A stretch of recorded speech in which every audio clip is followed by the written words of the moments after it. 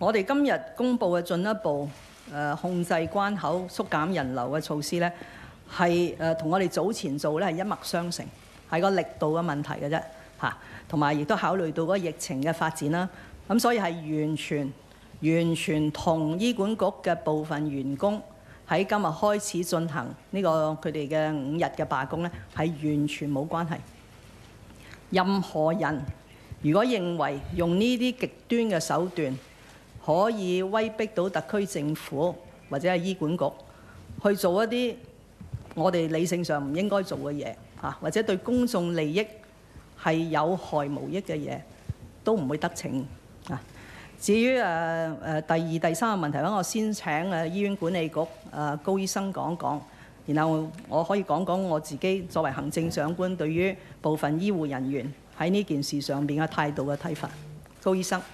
係我哋較早前得悉有啲同事特別工會同事啦就住提出一啲防疫嘅一啲理念嘅意見咧佢希望藉着罷工嘅方法去表達咧，我哋係表示不同意嘅，因為我哋都相信咧，大家對防疫嘅理念咧大致上都係理解同埋一致，但係呢個表達方式嘅方法咧係會影響到我哋照顧病人嘅情況啦同埋對整體服務都有影響。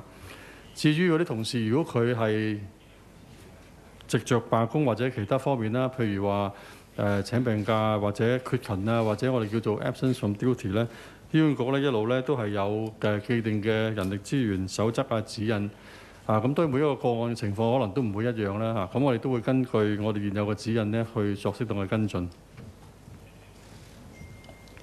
我或者呢度講多兩句就我完全明白醫護人員咧喺今次嘅防疫工作裏邊係企喺最前線係承受好大嘅壓力，所以我頭先都講啦對於醫護人員我係表示衷心嘅感謝，亦都好敬佩佢哋嘅我亦都會喺我哋嘅能力範圍裏邊，將我哋揾得到嘅醫護防疫嘅供應咧係優先俾佢哋用。呢個唔係淨係我本人講，我哋今日係出咗指引俾自己嘅政府部門，我哋整個香港特區政府必須要認清楚，我哋優先要照顧到醫護人員佢哋嗰個防護嘅需要。第二樣嘢，醫護人員嘅壓力點樣可以減少？我哋其實目標係一致嘅，我哋都認為應該係壓縮跨境嘅人流，令到呢個病毒嘅傳播可以係被切斷而事實上，我哋一直都係做緊，一直都係隨呢個方向做緊每一次我哋睇到需要加大力度，我哋加大力度但係未必係用到某一啲人提倡嘅手法。就正如我所講啦，我哋都要睇香港整體嗰個利益，同埋其他市民佢哋係有一個必須嘅需要咧，我哋都要考慮。第三，既然係目標一致，就應該齊心協力去共同抗疫。喺呢個咁關鍵嘅時候，採取一個極端嘅手法，而呢個極端手法咧，無可避免係會影響到對於病人嗰個嘅權益，無可避免令到已經疲於奔命嘅醫管局嘅管理階層咧係百上加斤。我覺得我冇辦法可以認同呢一種嘅手法。我亦都喺呢兩日咧收到好多資深甚至係其他前線嘅醫護人員咧，都係表示唔認同呢個手法，但佢都有反映俾我聽。個行政長官，你都要諗加大力度。我哋係聽到嘅，我啲專家包括袁國勇教授、包括梁卓偉教授，都係認為，既然一直都行呢個方向，呢個方向要按住疫情嘅發展咧嚟到去加大力度。我哋真係做緊呢樣嘢咁所以喺咁嘅情況之下，如果採取一個其實有一定嘅即係政治意味嘅手段啦，我覺得係對香港整體嘅防疫工作啦，對於香港市民嘅公共衛生嘅保障咧，係非常之不利。下一條淺藍色衫，第二排。RFA 記者姓李嘅。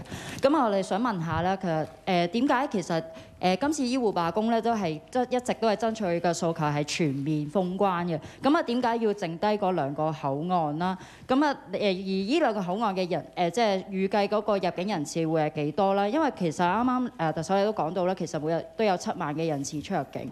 咁啊其實亦都有講法話，如果唔係全面封關嘅話，會造成嗰2個口岸嘅人口壓力。咁其實點解特首到今日都話係唔係全面封關呢？另外點解又都係今日突然間轉態呢？因為之前咧特首亦都不定話咧，即係如果係封關嘅話係會造成歧視嘅。咁啊另一個問題啦就係特首你講到咧會係嚴正執法啦。咁但係你會係點樣做咧？即係就住譬如之前有人瞞報啦，甚至係逃走嘅一啲個案，去咗3間醫院嘅人，你會唔會有檢控咧？有冇跟進呢？咁啊，另外一個口罩供應問題啦，到今時今日咧，亦都唔少嘅傳媒報道啦，有多嘅一啲嘅 CSI 嘅口罩咧係流落喺市面，亦都有人咧係唔知點解咧獲得咗呢啲嘅口罩，亦都有醫護人員話咧呢啲嘅口罩供應咧係唔足夠嘅。咁啊，特首你點樣去確保每一位醫護人員有足夠嘅口罩，每一個市民都有足夠嘅口罩咧？唔該。第一個問題咧就。我哋做緊嘅嘢咧，都係同我哋一向講嘅防疫抗疫嘅策略咧係吻合嘅，所以並不存在你剛才講嘅轉態。呢個係一個力度嘅問題嚇。咁所以由1月30號，我哋整合咗口岸，先呢係暫停咗6個口岸。今日我哋再暫停4個口岸。呢個力度係相當之大，我相信咧，亦都係可以達至減少人流。不過我喺呢度我冇辦法可以即係預計會減少幾多，因為如果佢真係有必要係要過關嘅咧，你冇咗口岸 A， 佢可以去口岸 B 㗎嘛。但係而家剩翻嘅口岸 B 同埋 C 咧，就係一個係深圳灣口岸，一個咧就係港珠澳大橋嘅香港口岸。2個比較方便，亦都人多嘅口岸，因為佢有鐵路通關咧，我哋都停咗。一個係羅湖，一個係落馬洲支線。咁所以按住喺30號，喺29號啦，即係措施生效之前嘅數字，同埋昨天嘅數字咧，其實佢都係持續下降嘅。所以我淨係俾咗2日嘅比較。但如果你可以手度揸住30號、31號、1號、2號咧，佢都係持續下降嘅。尤其是喺第一日，即係30號，相對於29號咧，係相當立竿見影咁咧，會睇得到刪咗當時6個口岸啦，啲旅客唔係擠晒去第度，佢就唔去啦嚇。咁所以今次我哋選擇淨係留翻深圳灣口岸同港珠澳大橋口岸咧，亦都係呢2個口岸係未必係咁方便原本用緊鐵路口岸嘅人。港珠澳大橋嘅口岸，香港口岸區當然仲有一個特別嘅需要啦，就因為我哋閂埋港澳碼頭，咁所以港澳嘅聯繫咧就係靠呢條陸路嘅港珠澳大橋嘅口岸。咁所以呢個工作係同我哋早前講嘅取態咧係一致嘅嚇。至於喺檢控嘅工作裏邊咧，我哋有權有需要嘅時候就要用啦嚇。咁所以我剛才咧就係先作一個呼籲或者一個提醒嚇。如果有人認為可以隱瞞或者係特登講咗啲唔係真實嘅嘢，影響咗我哋喺衛生防護中心去追蹤呢啲緊密接觸者，或者甚至就住呢個個案，我哋應該即係專業係點樣去評估佢咧？咁呢個我哋係有需要嘅時候，一定係會動用我哋有嘅權力㗎。第3個關於口罩，幾日前呢，就我哋都透過政務司司長特別做咗一個係集中係講香港口罩供應嗰個嘅問題。好坦白講，而家全球都喺度爭緊呢啲防疫嘅裝備同埋物資，甚至有啲地方咧對於佢當地係出口都有限制，即係話佢有生產地喺度，但佢出口都限制。我哋而家喺全球採購嘅過程裏邊咧，亦都往往要去處理埋呢個人哋限制出口，即係你落咗 order 買咗俾埋錢，都未必可以出到嗰個嘅問題嚇。咁所以我哋會喺呢度繼續努力，但我必須喺呢度好坦白承認咧，就呢個短缺係存在，亦都唔係短時間可以處理。因為就係睇下個疫情嘅發展啦。如果大家都係即係好擔心，大家都係要戴口罩，咁當然令到嗰個全球嗰個短缺嘅情況咧會更加嚴峻，咁所以令到香港要去採購就更加困難啊。而我哋嘅本地嘅生產咧就好可惜，因為以前喺香港做工業咧都唔係一個普遍啦嘅做法啦，咁所以只係得我哋自己嘅懲教署一個生產線，同埋一個喺科學園裏邊比較高科技嘅生產，已經係應我哋嘅要求好努力咧喺度增產啊！甚至懲教署咧，我哋輸入到呢啲機器咧，我哋想多開生產線咧，嚟有增加呢個供應。但呢兩個供應都唔係算大嘅。如果以今日我掌握一日喺醫院管理局要係消耗幾多嘅口罩咧，呢兩個本地嘅生產線係遠遠唔可以做到你剛才希望我可以確保即係所有嘅醫護人員都係持續當然今日係應該有供應嘅，但係你話要喺未來一段日子每日有足夠嘅供應咧，我今日係難以作呢個保證。所以我剛才説法咧，我哋會盡最大嘅努力，亦都會將佢哋嘅要求、佢哋嘅訴求係擺喺第一位。呢個亦都係原因咧，就我哋真係冇辦法喺我哋嘅庫存嗰度個量已經唔多咧，係拎出嚟去即係派發俾市民。我當然好關心市民，但係當我哋面對嘅疫情嘅時候咧，我哋必須要確保醫護人員喺前線去抗疫，同埋去幫助市民去治療市民嘅時候咧，佢都要有足夠呢個嘅供應。至於關於我哋懲教署 CSI 生產嘅口罩係咪有不合常規咁流入咗市場咧？我相信懲教署咧會繼續去調查。Let's take a couple of English questions. Gentleman here, please. Thank you. John Ray from ITV News of the United Kingdom. Forgive me, Mrs. Lam, asking you in English. If you could reply in English for my audience, it would be great. Can I ask you this? Why haven't you closed all the border crossings? You know, an open border is an open border, and the longer it remains open, the greater the danger to the people of Hong Kong. Isn't that the truth of this? Well, in answering your question, John, you have to understand that the situation between Hong Kong and the mainland of China is almost unique. Over the years, we have established very close relationship. I don't mean the government-to-government relationship, but it's a relationship between the two people, the two economies, the two communities. So there is a huge demand, I suppose, a huge legitimate demand for that sort of cross-border travel. And that's why I'm quoting you figures that there were indeed more Hong Kong people crossing the border almost on a daily basis, and then they have to come back. So the purposes, as I could understand, will include work. I'm sure you have come across people who work in Hong Kong, live in Shenzhen, or who live in Hong Kong and work in Shenzhen because of the technology industries and so on. And there's also a demand for looking after young family. I'm sure you have also heard about we have a large number of children who have the right of abode in Hong Kong, but their mothers do not have that right yet. So they may have to cross the border on a frequent basis to look after their children. And then we have the supply of food and other necessities. Although, of course, we are keeping the cargo clearance open, but there's a lot of logistics involved that require people to cross the border. I can continue to give you examples of this very legitimate and genuine cross-border traffic that we need to handle.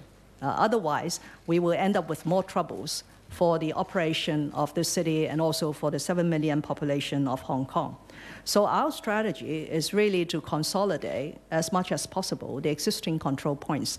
Now it's really down to, excluding the airport, there are only two. One is the Shenzhen Bay, the other is the Hong Kong-Macau-Zhuhai Bridge. And the additional benefit of doing that is we are channeling all cross-border traffic into these two cross-border control points. And because of the inconvenience that we have caused to people as a result, so the numbers will come down. And I have proven that the numbers have come down. The second merit is we can then concentrate the people, I mean the staff. We can release a rough estimate of about 1,000 civil servants from the other control points to be suspended operation into these two remaining open control points. So they can do much better medical surveillance, inquiries, temperature check, and so on, in order to fulfill that same purpose of infection control. So this is really a sort of balance that one has to strike, given Hong Kong's very unique situation. But as I said, this is not the end of our strategy or our efforts. We will continue to monitor the situation and take whatever necessary steps to protect Hong Kong from this infection. One more English, please. Hi, Locke from SCMP. Mrs. Lam, you just said that some of the demands made by the medics that are currently on strikes are irrational. Actually, they have two demands for you. One is to maintain a steady supply of masks to Hong Kong, and the second being that to impose a ban for travelers coming into Hong Kong from mainland, regardless of origin. Can you make clear on which part of that is irrational? Second question being that you said that excluding the airport, you will be channeling traffic, cross-border traffic between Hong Kong and mainland into two ports, but actually seeing from statistics from the Immigration Department, actually the airport accounted for over 5,000, over 4,000 travelers from mainland in the past 2 days. Will that remain a loophole in your measures against the new virus? Will more port health measures be put at the ports that remain open to make sure that people coming in are healthy and fit? Third question being, on mask supply, you said that the government cannot release the masks made by inmates to the public, but we have seen reports that it had somehow made it onto the market. Can you explain how these masks produced that are for internal consumption has made their way into the market? Thank you. Well, I answer the third question first. As I have mentioned, as far as I could gather, the masks produced by the Correctional Services Department under this arrangement of CSI should be for government use. Whether government use also includes some public sector use, I have yet to find out. But they should not be sold in the market because they have very stringent requirements. The SVS could also supplement. So I couldn't explain why they have gone into the market because this is an anomaly. So we have to find out and to investigate if need be. So that is my simple answer. The second question about airport. Airport, of course, is a very important control point. And airport services not only travelers from mainland, but from all over the world. And it is very important for Hong Kong to keep the Hong Kong International Airport open for both passengers and cargo. For the category of mainland visitors coming in and out at the airport, one has to differentiate between those coming from abroad. So they are not coming from an infected area per se. They are coming from abroad into Hong Kong. So this group should be of no difference to other international travelers coming into the Hong Kong International Airport. But we still have obligations to ensure the safety that you have mentioned. So at the airport, it is really a very important control point that we have introduced the more stringent measures at the very beginning, including the latest arrangement based on the WHO advice to do exit screening.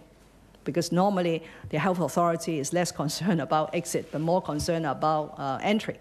But on this occasion, because of our airport and the international connectivity, so we have been doing exit screening for passengers leaving Hong Kong at the Hong Kong International Airport. But if there are mainlanders coming by plane to the Hong Kong International Airport, without even a very explicit policy, I'm sure the numbers will come down because the frequency of the flights is coming down significantly. Last time when I shared with you what we were doing, I said that the Secretary for Transport and Housing has been liaising with the airlines and the authorities, and the then target is perhaps to half the flights per week between Hong Kong and mainland. I'm sure Frank would say the latest development, because of different things happening, that this frequency may be further reduced. I answer the first question and then invite Secretary for Transport and Housing to say something about aviation.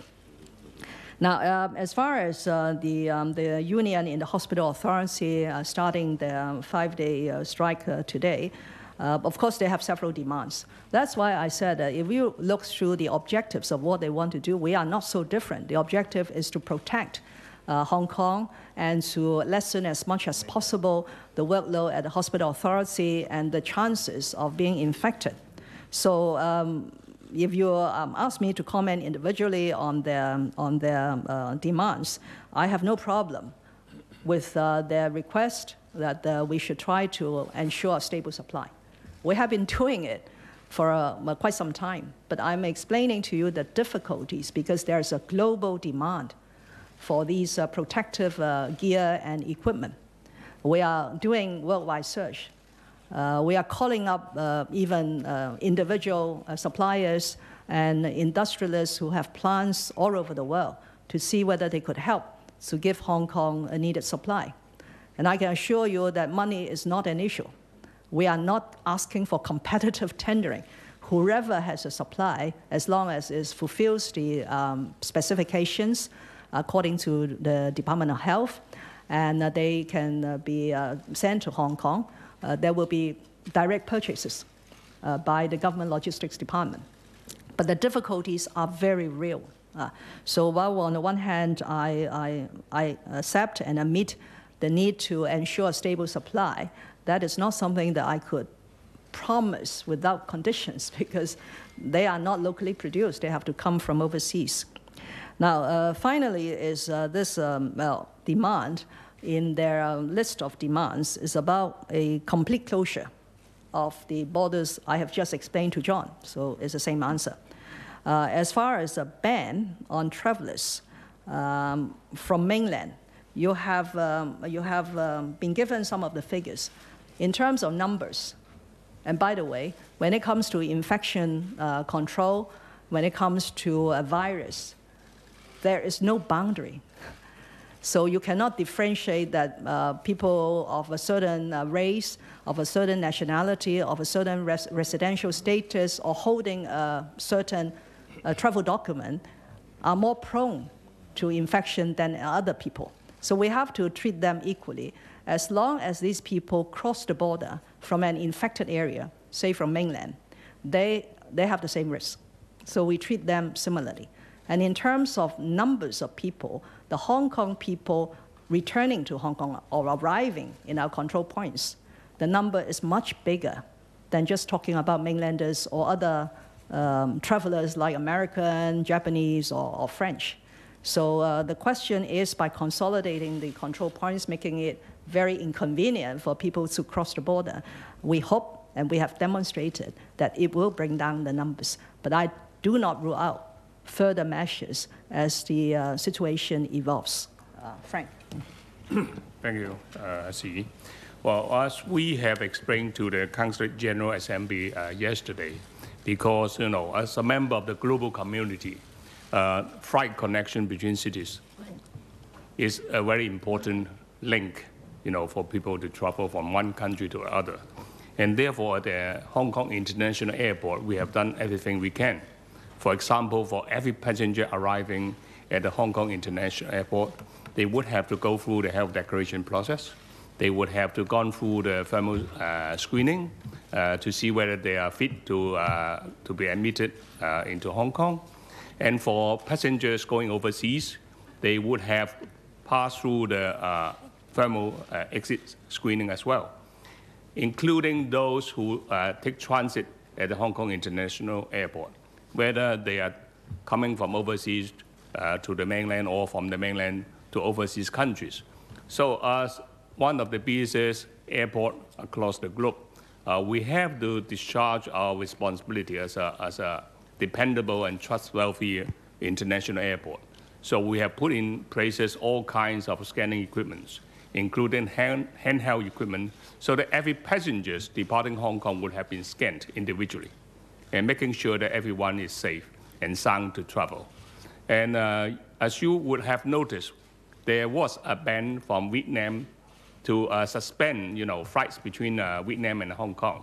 But after our explanation to them, informing them the mechanism and the procedures and the robustness of our screening processes, they finally allow flights to resume. And we are also talking with the Italian government with respect to the passenger flight ban. And I talked to the Consul General yesterday, and he promised to write back to the Italian government, explaining to them the kind of measures we have adopted in Hong Kong. And hopefully, I hope they will give us the kind of green light to go ahead in the near future. So I hope I have explained enough why we have to maintain international transport for Hong Kong people, for overseas visitors, and for anyone who travel in and out of Hong Kong and transiting Hong Kong. Thank you. 既然陳局長提到我哋昨天同駐港嘅總領事嘅會面咧，我就多講幾句嚇。